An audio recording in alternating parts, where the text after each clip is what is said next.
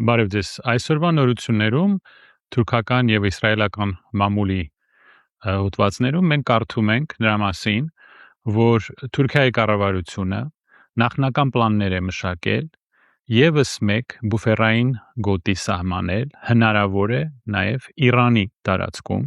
եթե լինի հարձակում Իրանի վրա, եթե այնտեղ սկսվի անկայունություն եւ փախստականները հոսեն դեպի Թուրքիա, Թուրքիան իր պատրաստվում է արդեն Իրանի տարածքում սահմանել անվտանգության բուֆերային գոտի,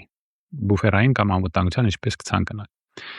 Ինչու է սա շատ մտահոգիչ եւ լուրջ մեզ համար։ Քանի որ դուք հիշում եք, այս ծիծաղալի կառավարությունը եւ այս լրագրողը մեզ մի քանի տարի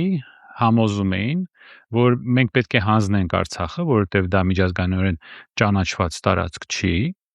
բայց մեր տարածքը միջազգայինորեն ճանաչված է եւ մենք պետք է ստանանք այսպես կոչված կադաստրի թուղթ։ Դուք հիշում եք այդ փաստարկը։ Իհարկե դա այդպիսի բան կասեր, որ օրինակ 10 տարեկան երեխան, բայց հիմա դա մեր ղեկավարությունը։ Հիմա տեսեք 2019 թվականին Թուրքիան պայմանավորվածության է գալիս Տրամպի հետ, Ամերիկան հանձնում է իր քուրդ դաշնակիցներին, Թուրքիան անցնում է Սիրիայի սահմանը եւ սահմանում է անվտանգության գոտի Սիրիայում 30 կիլոմետր խորությամբ։ Դրանից հետո 2023 թվականին,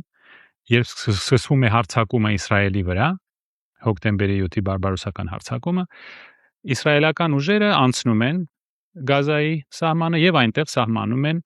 այսպես կոչված Բերին գիծը, որը նույնպես հռչակում է բուֆերային գոտի, անվտանգության գոտի։ Եվ Սիրիան եւ Գազան, Պաղեստինը ունեն իրենց այսպես կոչված կադաստրի թուղթը։ Սիրիան միջազգայինորեն ճանաչված սահման ունի, Պաղեստինն էլ 1947 թվականից սպասում է, թե երբ է իր կադաստրի թուղթը ճանաչվելու մեր սիրելի արևմտյան ընկերների կողմից, որոնք խոսում են միջազգային օրենքի մասին։ Հիմա դրանից հետո 23 թվականին Իսրայելը սահմանեց իր սեփական բուֆերային գոտին Սիրիայում, մի քանի բուֆերային գոտի, արդեն հարավային Սիրիայի մեծ մասը անցավ Իսրայելի վերահսկողության տակ եւ Իսրայելի զորքերը մոտեցան Դամասկին, 26 կիլոմետր է մնում Դամասկից։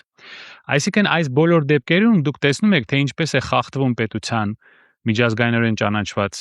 սահմանը եւ պետության ինքնիշխանությունը։